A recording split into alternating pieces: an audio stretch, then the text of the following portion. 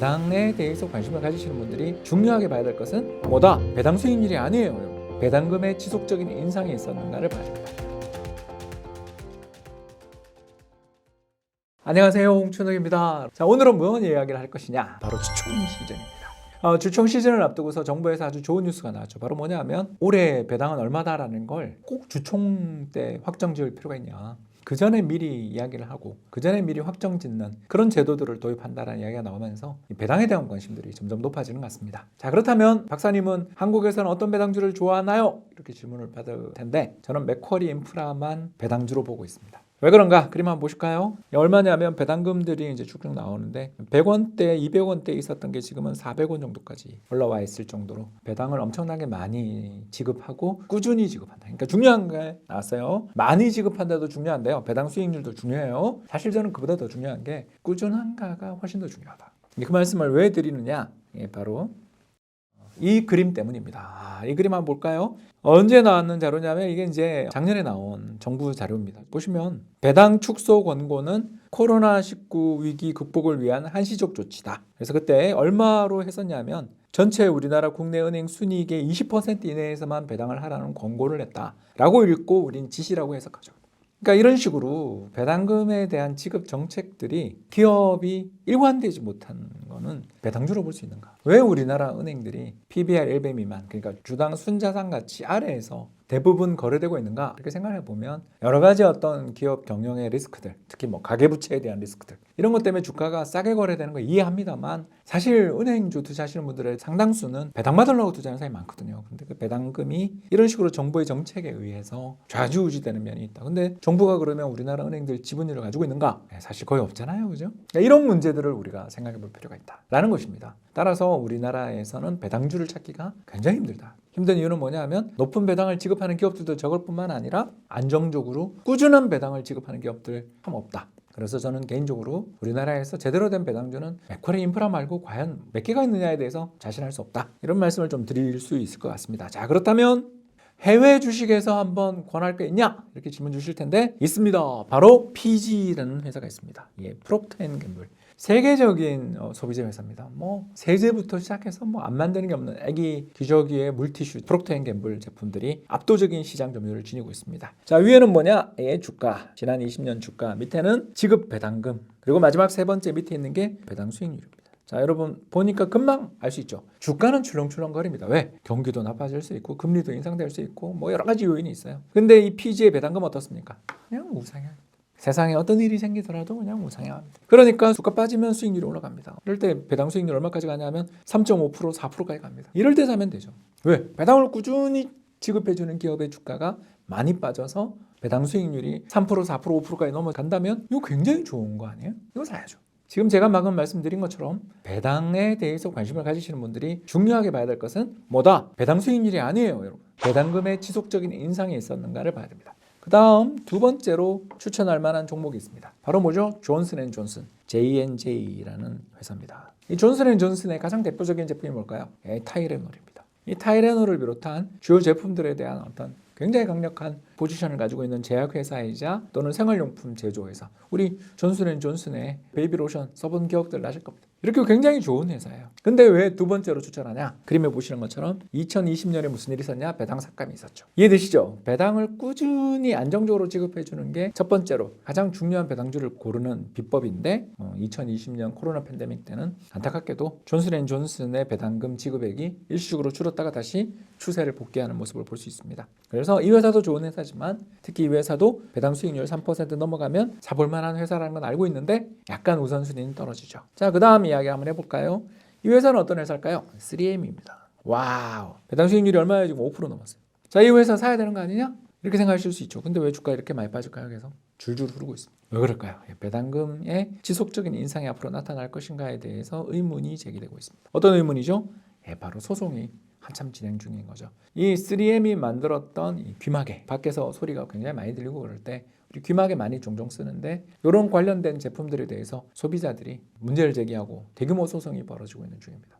결국 이런 문제들에 대한 리스크들이 존재하다 보니까 이 소송이 되게 오래 가고 있고 또 3M에 대해서 좀 우려의 목소리들이 제기되다 보니까 앞으로 과거처럼 그렇게 적극적인 배당을 줄 수 있는가? 배당 지급 여력이 줄어드는 거 아니냐에 대한 공포들이 있는 거죠.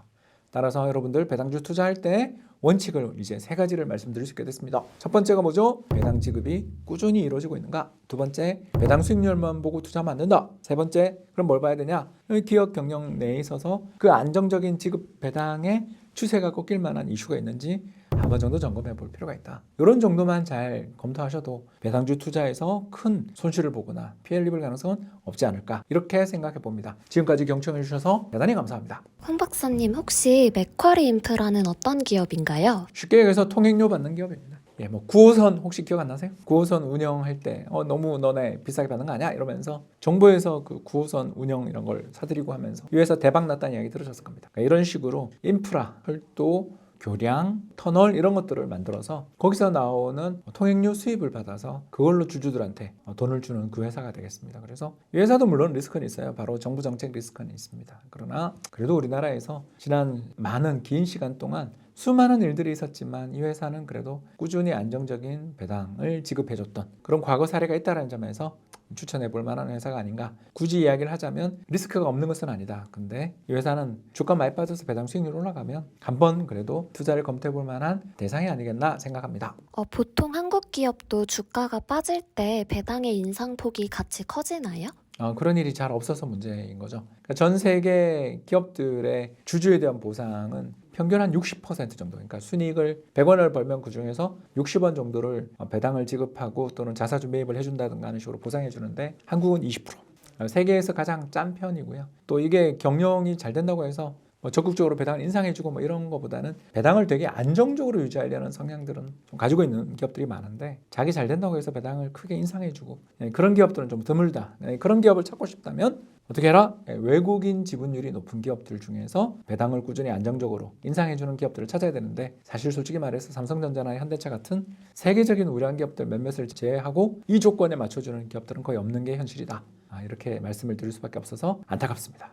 보통은 어떤 때 기업들이 그렇다면 배당을 삭감하는 경우들이 있나요? 바로 기업의 미래 전망이 대단히 어두워지고 앞으로 미래 전망이 어두워져서 더 이상 이런 이익을 못 낼 것 같다라는 위기감이 있을 때 삭감을 할 것이고요. 두 번째는 이러면 안 되지만 주가를 지금 좀 떨어뜨리고 싶을 때 배당을 삭감하는 경우들이 있습니다. 왜 그러냐면 배당은 굉장히 중요한 신호등이죠.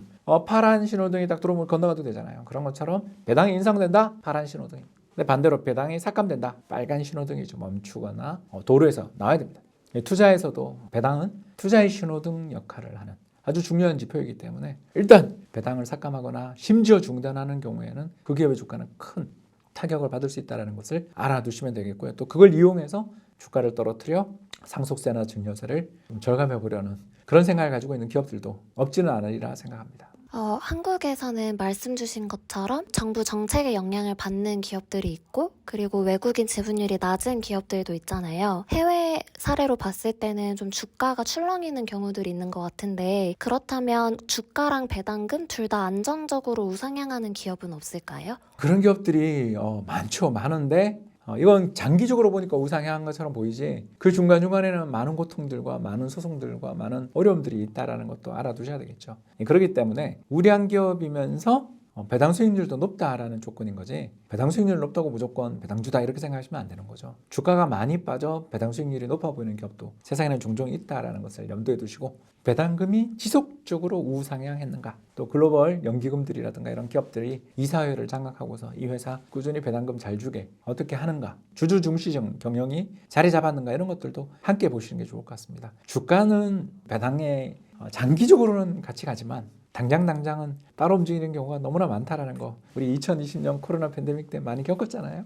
그렇기 때문에 배당 수익률에 연연하기보다는 배당금의 우상향이 이루어질 가능성이 있는 기업들에 주목하는 전략이 배당주 투자의 요차라고 볼 수 있겠습니다. 끝으로 한 가지 이벤트 하겠습니다. 제가 오늘 방송에서 우리나라 정부가 어떤 종류의 기업들에 대해서 배당금을 더 지급하지 마, 순이익의 20% 이내에서만 배당금 지급해라는 지시를 내렸었다라는 거 말씀드리면서, 이런 종류의 기업들의 배당은 불확실성이 높다라고 말씀드렸죠. 자, 이런 종류의 기업들이 무엇인지 답을 달아주시는 분들 3분을 추첨해서 제 책을 선물로 드릴 것을 약속드립니다. 많은 호응 부탁드리겠습니다. 감사합니다. 안녕하세요, 홍춘욱입니다. 27만 유튜버 홍춘욱입니다. 네, 이렇게까지 성장하게 된 거 여러분들의 관심과 그리고 성원 덕분이라고 생각하고요. 열심히 저의 유튜브를 구독해 주시고 좋아요 그리고 알림 설정을 해주시는 분들을 위해서 저희들이 또 이벤트도 자주자주 만들어 볼까 하고요. 앞으로도 많은 격려와 성원 부탁드리고 여러분들과 함께 성장해 나가고 또 여러분들의 자산도 함께 커갔으면 좋겠습니다. 지금까지 홍춘욱이었습니다. 감사합니다. 마지막으로 구독과 좋아요, 알림 설정 꼭 부탁드립니다. 여러분, 다른 동영상에서 뵙겠습니다.